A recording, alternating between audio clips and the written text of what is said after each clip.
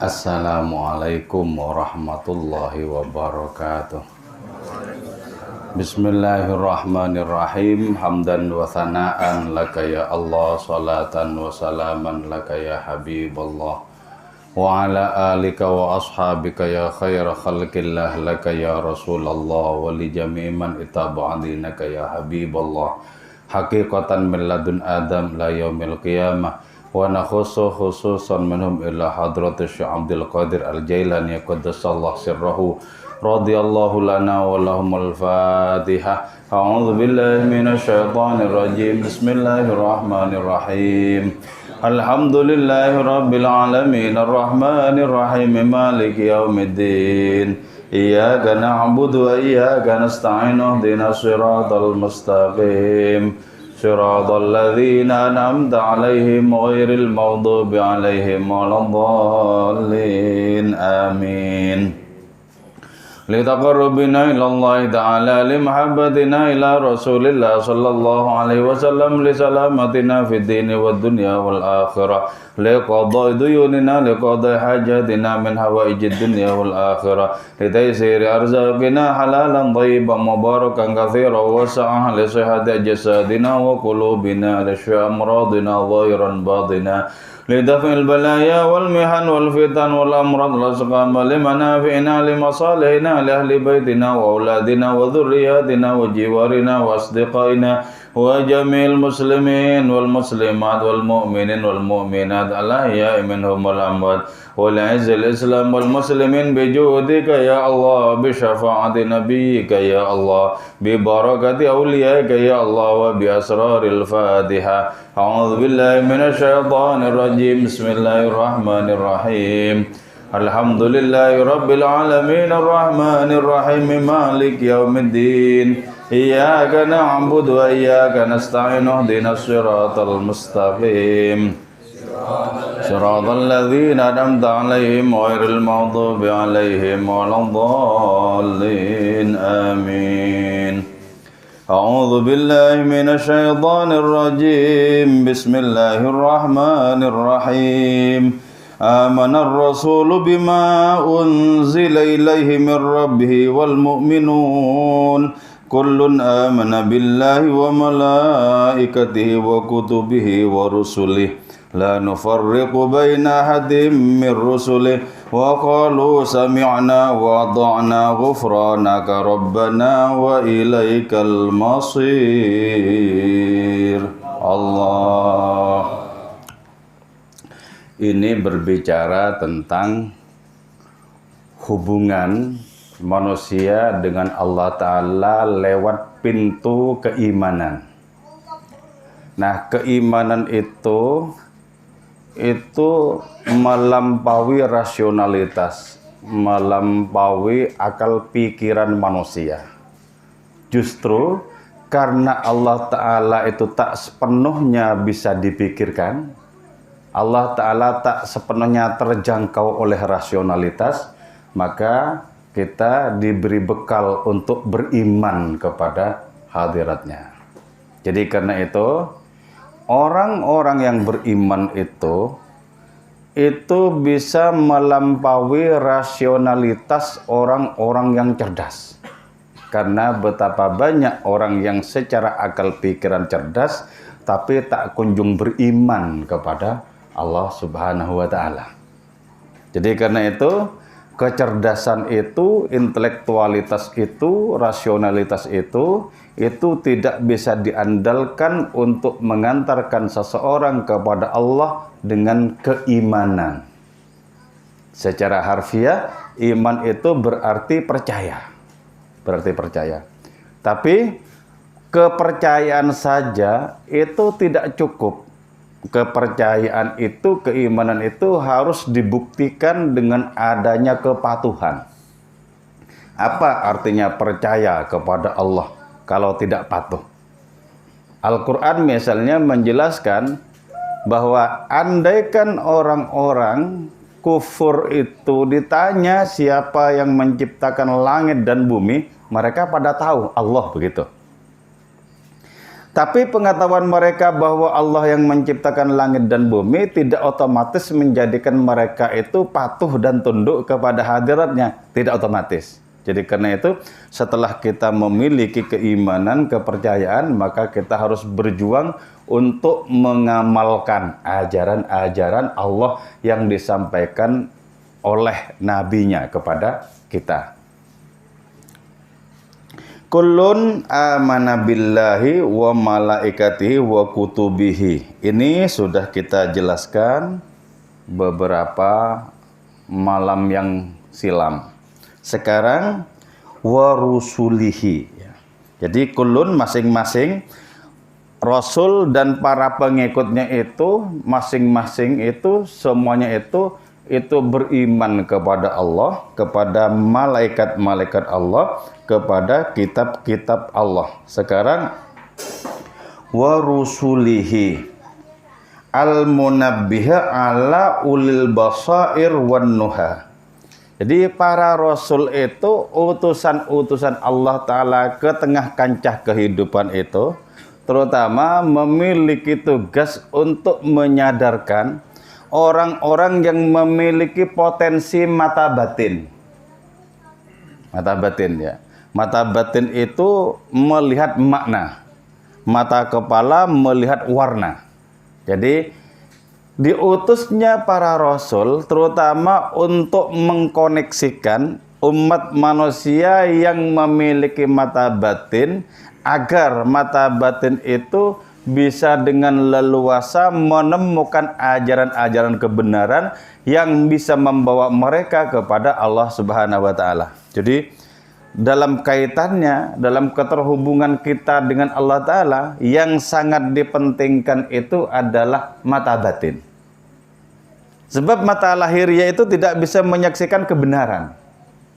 Mata lahiriah itu tidak bisa menyaksikan makna keagungan. Mata lahiriah itu bisanya menyaksikan benda-benda makhluk-makhluk empirik, itu mata kepala. Jadi karena itu mata batin ini yang dianugerahkan oleh Allah Ta'ala kepada kita, itu mesti kita asah potensinya mata batin itu. Bagaimana mata batin itu diasah? Caranya seperti apa? Yaitu dengan cara kita menempuh kepatuhan demi kepatuhan. Kita menempuh amal-amal yang tulus. Amal-amal yang buahnya tidak saja kita petik di kehidupan ini, tapi terutama di kehidupan setelah kehidupan ini. Karena itu gini ya, kalau Nabi itu bersabda al-imanu uryanun. Jadi iman itu telanjang, jadi belum ada pembuktian. Jadi percaya tok itu nggak cukup. Walibasu at-taqwa, dan pakaian iman itu adalah takwa. Takwa itu adalah pelaksanaan dari ajaran-ajaran agama. Itu takwa. Kalau di masjid biasanya khotib-khotib itu mendefinisikan takwa adalah imtithalul awamir wajtinabun nawahi, melaksanakan perintah-perintah dan menjauhi larangan. Nah, kalau di dalam kehidupan diri kita, misalnya perintah-perintah dan larangan itu terlampau abstrak, ya, terlampau luas jangkauannya, maka kita bisa menyederhanakan apa yang disebut sebagai ketakwaan itu adalah menciptakan abadi segala sesuatu yang fana. Contoh, ya, umur kita kan fana, sebentar lagi pasti awet toh, mungkin ya puluhan tahun lah, nggak mungkin sampai ratusan tahun lagi ya. Kita ini umatnya Kanjeng Rasul, bukan umatnya Nabi Nuh ya, yang umurnya itu sampai ribuan tahun. Nah, umur kita itu kan fana, hanya sebentar kita menyaksikan hiruk pikuk kehidupan ini. Nah, kalau umur itu dipakai di jalan kepatuhan, maka nilainya abadi. Nah, itu ketakwaan namanya. Ketakwaan itu adalah menjadikan abadi segala yang fana yang dianugerahkan kepada diri kita. Terus contoh konkretnya apa lagi? Pakaian. Pakaian ini kan fana. Hanya berumur ya Kalau pakaian agak bagus mungkin berumur 5 tahun, 6 tahun. Gitu ya. Tapi kalau pakaian yang nggak begitu bagus ya umur berapa bulan gitu. Nah, pakaian ini kan fana. Nah, pakai pakaian ini untuk bersembah sujud kepada hadiratnya, nilainya abadi. Itu takwa namanya. Jadi takwa itu menjadikan segala sesuatu yang fana, yang sementara itu memiliki nilai abadi. Makanan, roti, minuman, teh, semacamnya itu fana. Coba dikonsumsi dengan transaksi dengan Allah Ta'ala. Ini semata-mata untuk kekukuhanku bersembah sujud kepadamu ya Allah. Begitu transaksinya. Maka nilainya abadi itu.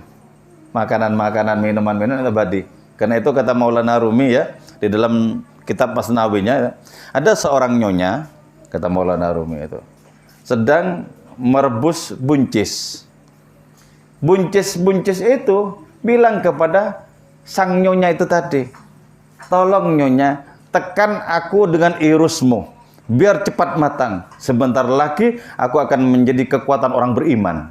Jadi dari semula hanya buncis ya, tapi ketika menjadi energi orang beriman, menjadi energi yang penuh dengan sembah sujud kepada Allah Ta'ala, maka fananya buncis itu berubah menjadi nilai keabadian. Di situ sesungguhnya makanan-makanan itu berterima kasih kepada orang-orang bertakwa, orang-orang beriman yang mengkonsumsinya. Berterima kasih. Karena semula cuma makanan. Loh, makanan itu kan nggak ada istilah masuk surga, masuk neraka toh. Tapi ketika dikonsumsi oleh orang-orang yang bermutu rohaninya, maka makanan itu menjadi kekuatan rohani dari orang-orang yang dekat dengan Allah Subhanahu wa Ta'ala. Nah itu. Jadi tugas kita adalah menjadikan abadi segala sesuatu yang melekat pada diri kita, dan itu sifatnya fana. Jadi menciptakan abadi segala sesuatu yang fana di dalam diri kita. Dan ketika kita sudah memastikan diri terpaut secara rohani dengan Allah Subhanahu wa Ta'ala, maka muncul kalimat sebagaimana kalimatnya Maulana Rumi. Apa khawatirku terhadap umurku yang sebentar lagi habis? Bukankah aku sudah ditunggu oleh umur yang abadi? Jadi enak toh. Jadi enggak takut dengan gertakan taring-taring kematian, enggak takut. Kenapa? Sebentar lagi akan diganti dengan umur yang abadi. Nah, itu kalau memiliki relasi spiritual dengan Allah, hubungan yang mesra dengan Allah. Nah, karena itu ciptakan kemesraan rohani dengan Allah Ta'ala sejak di dunia ini. Wujudnya apa? Wujudnya adalah kesetiaan di dalam kepatuhan. Sebab tanpa kesetiaan, kata Maulana Rumi itu, seorang raja sekalipun tak lebih dari kentut keledai. Jadi kita itu mengandalkan apa? Belajar untuk mengasah kesetiaan kepada hadiratnya. Diasah kesetiaan itu. Bukti kesetiaan itu diantaranya apa? Ya sholat subuh tepat waktu, di awal waktu gitu ya. Itu bukti kesetiaan. Apa artinya berbusa-busa ngomong kesetiaan? Subuhnya ngetret itu. Ya. Kalau cuma ngomong ya siapa saja bisa. Sekarang butuh pembuktian. Ya gitu loh. Sebab apa? Kalau seorang hakim tidak menemukan bukti pada seorang tersangka, tersangka itu akan kabur. Jadi ketika kelak Allah Ta'ala bertanya kepada kita, apa buktimu kau katakan cinta kepadaku? Lah harus ada buktinya itu. Kata-kata, oh bukan bukti kalau kata-kata. Harus ada buktinya. Oke, yaitu Rasul. Jadi karena itu agar kita bisa connect dengan Rasul, bisa nyambung secara rohani dengan Kanjeng Rasul itu, maka kita harus mengasah adanya mata batin di dalam diri kita. Karena para Rasul itu hanya akan sampai ajaran mereka kepada orang-orang yang mata batinnya itu mulai berbenah, mulai tumbuh mata batinnya. Jadi karena itu pikirkan akhirat itu baik-baik, tidak saja memikirkan kehidupan di dunia yang sementara. Anggap saja kita sudah rampung memikirkan kehidupan di dunia yang sementara ini. Jadi kita tinggal mengukuhkan adanya hasrat kita terhadap kejayaan akhirat. Jadi kalau dunia itu ya sekedarnya lah ya, sekedarnya. Karena itu kalau dalam hadis Nabi disebutkan i'mal lidunyaka ka'annaka ta'ishu abadan. Berbuatlah engkau untuk duniamu seakan-akan engkau itu akan hidup selamanya. Karena hidup selamanya ya enggak usah terlalu ngoyo-ngoyo gitu loh. Masih ada besok, besoknya lagi ada. Enggak harus rampung hari ini. Selamanya kok hidup ini.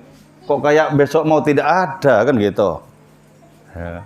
Jadi kayak gitu. Kita itu harus nyantai berhadapan dengan program-program kehidupan di dunia yang fana ini. Tapi kebalikannya, wa'mal li akhiratika ka'annaka tamutu ghadan. Beramallah untuk akhiratmu seakan-akan engkau itu akan mati besok. Loh, kalau sudah tahu kita mau mati besok, tentu saja kita paling semangat beribadah malam ini dengan sepenuh-penuhnya. Bahkan satu kantuk pun tidak akan pernah menyelinap pada diri kita. Karena besok kita mau dieksekusi misalnya kan gitu. Karena itu ya, sangat mengagumkan. Selama 30 tahun Rabi'ah Adawiyah itu setiap kali melaksanakan sholat, beliau merasakan ini sholatku yang terakhir gitu loh. Isya misalnya tadi, ini sholatku yang terakhir. Nanti tidak ada jaminan nyawaku tetap ada. Aku tetap hidup, tidak ada jaminan. Karena itu paling khusyuk beliau. Karena merasakan bahwa besok akan mati. Ini sholatku yang terakhir gitu loh. Tapi kalau dibalik misalnya ya, beramallah untuk akhiratmu seakan-akan engkau akan hidup selamanya. Maka kita itu sesantai-santai mungkin. Hati kita kemana-mana nggak urus kita. Wong itu hidup ini selama-lamanya kok kan gitu. Jadi kalau kita mengerjakan kebaikan-kebaikan, maka karena itu yakinlah bahwa hidup kita itu tidak lama. Dan kalau kita merasa hidup kita tidak lama, tentu kita akan menabung bekal yang sangat bermutu untuk kehidupan kita setelah kehidupan ini.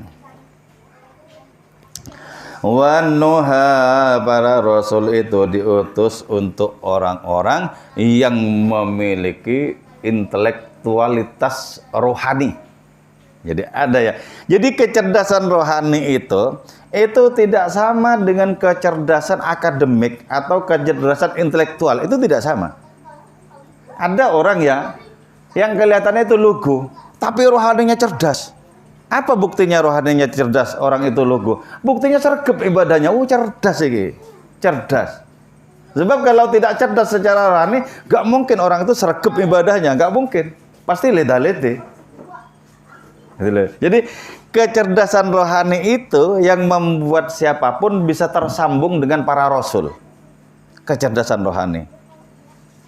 Jadi itu yang kemudian disabdakan oleh Kanjeng Rasul bahwa aku menyaksikan, sabda beliau itu, kebanyakan penghuni surga itu adalah orang-orang lugu. Lugu loh. Jadi nggak perlu intelektualitas yang dakik-dakik kemana-mana, nggak perlu. Lugu tapi patuh, lugu tapi cerdas rohaninya, gitu loh. Jadi mungkin nggak bisa dalil, mungkin nggak bisa rinci omongannya, tapi patuh orangnya. Wah, itu cerdas, itu cerdas. Allah tertampung di dalam jiwanya, cerdas. Mimma fi ayatil kubra anis sarair wal asrar allati tafattat dunahal ara wa mahallat al ahwa qailina halan wa maqala la nufarriqu baina hadim mir rusulih. Oke, para rasul itu tugasnya itu apa? Menyampaikan ayat-ayat Allah Ta'ala kepada umat. Jadi ibaratnya ya, umat itu adalah orang-orang yang terlelap, orang-orang yang tertidur rohaninya. Lantas diutus Rasul oleh Allah Ta'ala untuk membangunkan orang-orang yang terlelap, orang-orang yang tidur itu dibangunkan. Artinya apa? Biar mereka itu nyambung dengan Allah. Padahal ya kita itu kan sesungguhnya ya dikandung oleh Allah loh sebenarnya kita itu. Apakah kita ketika berada di alam arwah maupun sekarang dikandung oleh Allah? Sebab adakah kita bisa keluar, bisa lepas dari jangkauan Allah. Gak mungkin. Gak mungkin. Wong jangankan dari Allah, dari langit saja kita nggak bisa lepas kok.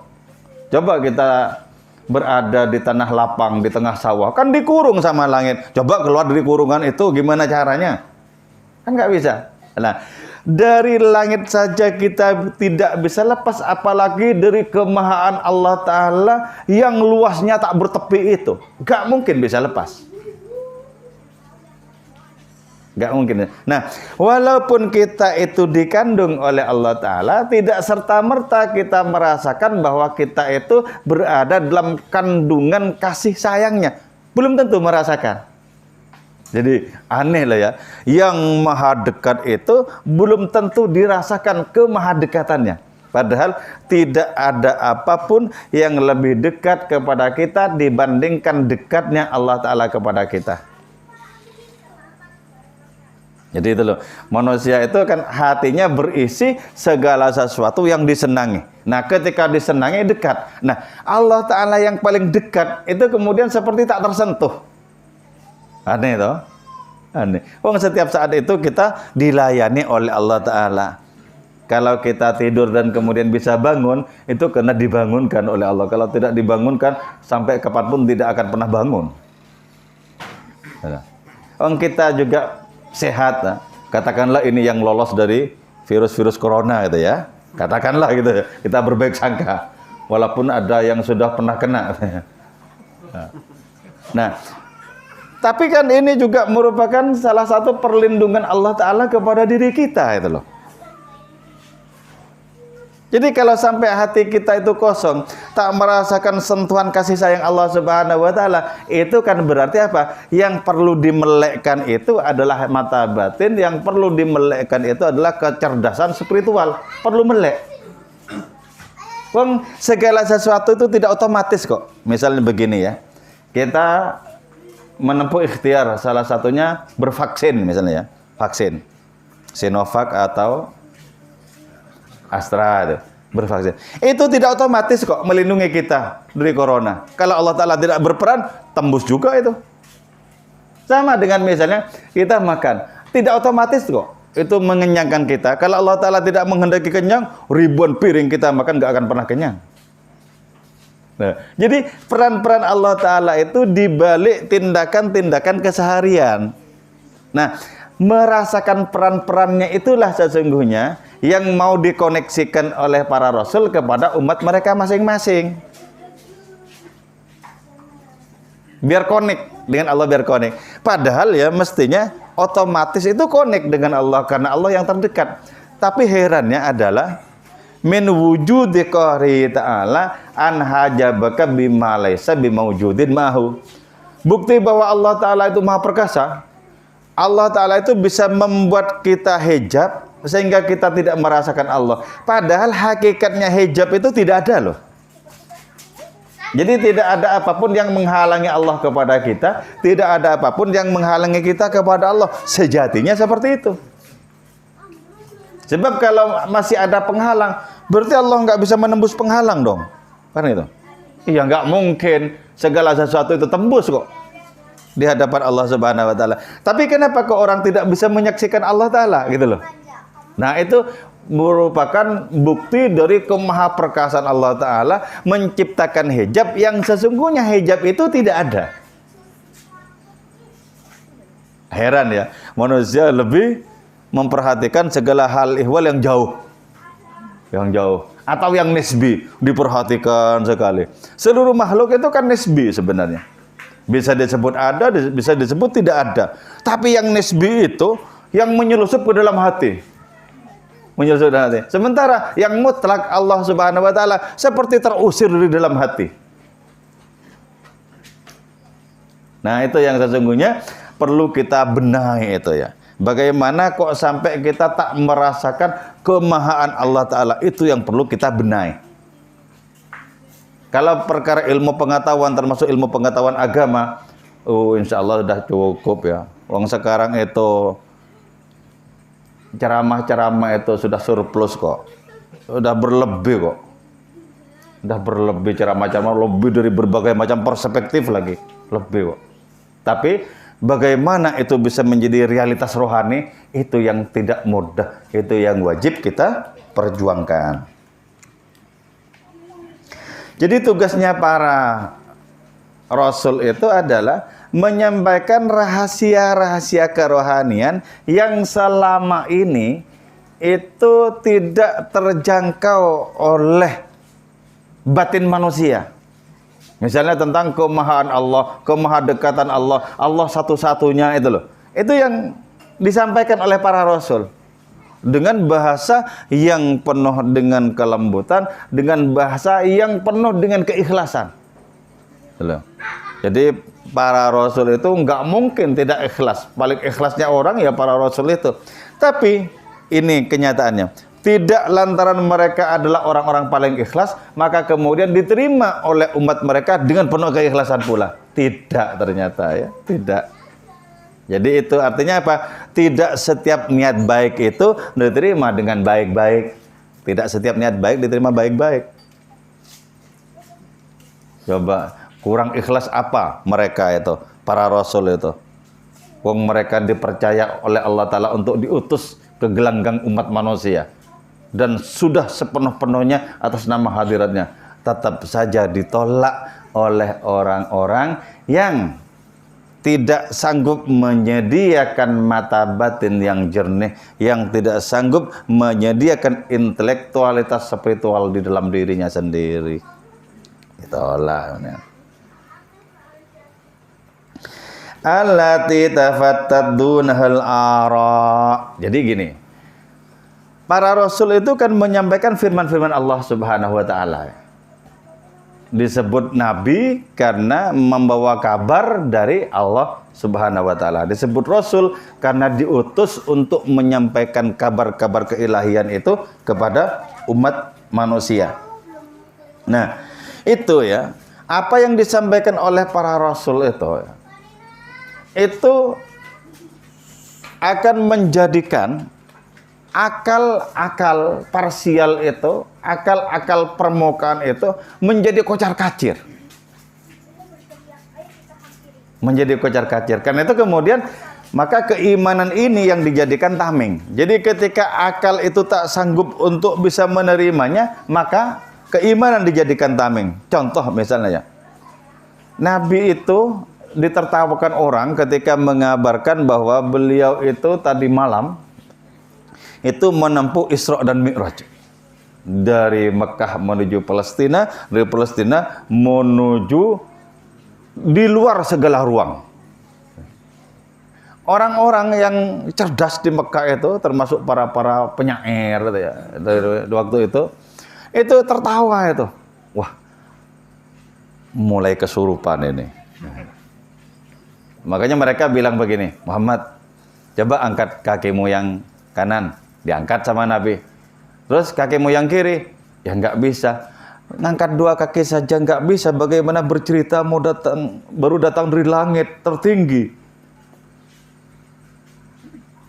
Ngangkat dua kaki saja nggak bisa. Bagaimana bisa bercerita bahwa dalam waktu sekejap itu sudah menempuh perjalanan dari Mekah menuju Palestina itu.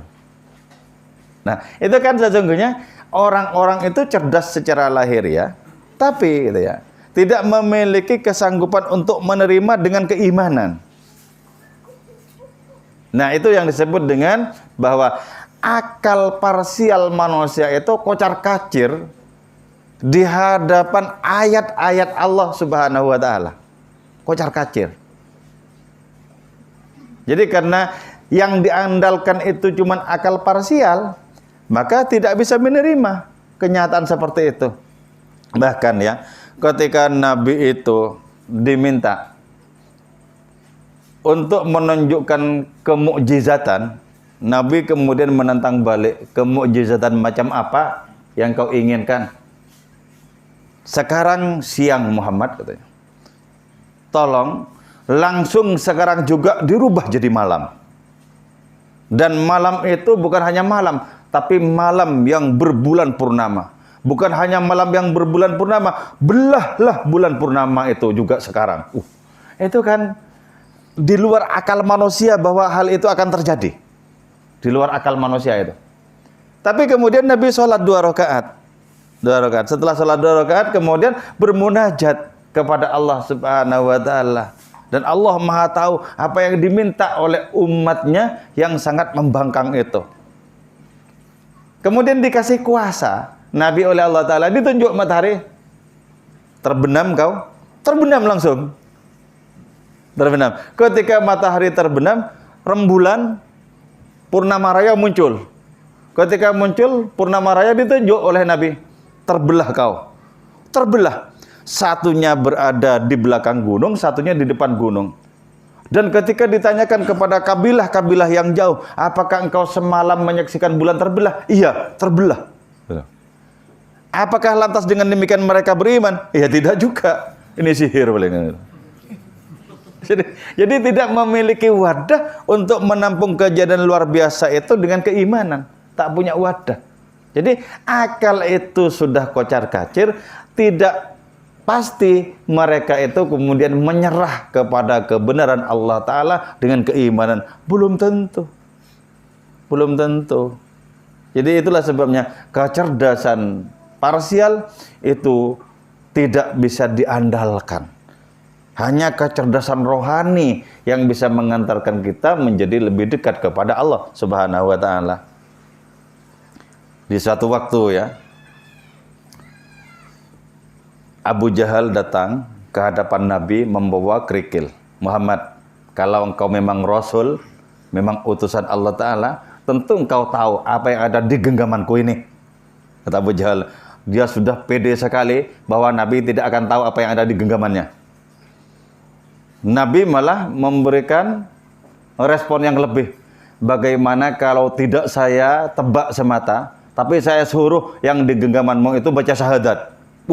Ini lebih mustahil Muhammad. Lebih mustahil. Engkau belum tentu tahu apa di genggamanku, kok malah mau dibikin bersyahadat. Apa ini di genggamanku ini? Buka kerikil. Ayo kerikil. Kau bersyahadat. Bersyahadat. Asyhadu an la ilaha illallah wa asyhadu anna Muhammadar Rasulullah. Kerikilnya bersyahadat. Apa kata Abu Jahal? Ini kerikil paling gila. Jadi karena tidak memiliki kesiapan untuk bisa menerima kebenaran Allah Ta'ala, di mana akal parsial Abu Jahal itu menjadi kocar-kacir di hadapannya. Wong Allah Ta'ala menciptakan alam semesta ini tanpa bahan sebelumnya kok. Tanpa bahan sebelumnya. Dan alam semesta ini bukan kebanggaan Allah Subhanahu wa Ta'ala, sama sekali bukan. Ad-dunya mal'unatun mal'unun ma fiha illa zikrullah. Dunia ini terlaknat. Terlaknat semua yang ada di dalamnya kecuali zikir kepada Allah dan belajar keagungan-keagungan Allah Ta'ala. Jadi hanya ketika terhubung dengan zikir kepada Allah, sesuatu itu berguna. Sesuatu itu bernilai. Kalau tidak terhubung dengan zikir kepada Allah, kalau tidak terhubung dengan mempelajari keagungan Allah Subhanahu wa Ta'ala, enggak ada nilainya. Belas enggak ada nilainya. Jadi kita belajar hidup itu yang ada nilainya versi Allah Subhanahu wa Ta'ala. Nah, mereka semua itu mengatakan, orang-orang yang beriman itu, yaitu Nabi dan para pengikutnya, la nufarriqu baina ahadim mir rusulih. Kami tidak membeda-bedakan di antara para rasul itu, antara yang satu dengan yang lain. Semuanya itu datang dari hadratullah. Maksudnya tidak membeda-bedakan itu, apakah lantas kemuliaannya sama? Oh ya enggak sama. Yang termulia dari para rasul itu adalah Nabi Muhammad sallallahu alaihi wasallam. Di bawahnya lagi adalah para rasul ulul azmi. Nabi Nuh, Nabi Musa, Nabi Isa, Nabi Ibrahim, Rasulullah Muhammad sallallahu alaihi wasallam. Di bawahnya lagi para nabi, para rasul yang 25. Di bawahnya lagi para nabi, para rasul yang tidak wajib diketahui. Di bawahnya lagi para nabi yang tidak termasuk rasul. Di bawahnya lagi para wali. Para wali juga bertingkat-tingkat. Jadi tidak, karena ayat ini mengatakan bahwa kami tidak membeda-bedakan di antara para rasul itu, lantas kita kemudian menyebut bahwa kemuliaan mereka itu sama. Oh ya tidak, tetap sama dengan makhluk-makhluk. Semuanya datang dari Allah Ta'ala. Tapi kualitasnya sama. Oh ya nggak sama. Kan datang dari Allah, iya. Perkara datangnya itu sama. Sama-sama datang dari Allah. Para nabi datang dari Allah, kita juga datangnya dari Allah. Gitu. Sama perkara datangnya. Jadi untuk perkara kualitas personal kita perlu berikhtiar, kita perlu berusaha. Kemudian di puncak usaha yang sungguh-sungguh itu kita serahkan kepada Allah Subhanahu wa taala. Jadi ikhtiar dulu, enggak kemudian ya kalau memang jatahku surga ya tetap surga. Tapi ya enggak subuhan, ya enggak bisa ya. Enggak masuk itu, enggak masuk. Jangan lantas serta-merta kita menyerahkan diri kepada takdir Allah. Kemudian kita berdalil dengan hadis Nabi yang mengatakan bahwa ada orang-orang yang dari saking tekunnya beribadah sampai jarak antara mereka dengan surga itu 1 jengkal. Cuman karena takdir mereka itu masuk neraka, akhirnya mereka masuk neraka. Dan itu bukan kita. Misalnya ngomong gitu. Terus ada orang-orang yang berbuat buruk seburuk-buruknya sampai antara mereka dengan neraka tinggal 1 jengkal. Tapi takdir mereka masuk surga. Akhirnya mereka masuk surga dan itu kita. Jadi nggak bisa begitu tuh. Dipilah-pilah sendiri, seenaknya sendiri. Nggak bisa. Tidak karena Nabi pernah bersabda bahwa ada seorang perempuan yang masuk surga karena menolong anjing. Kemudian kita mencari anjing kehausan.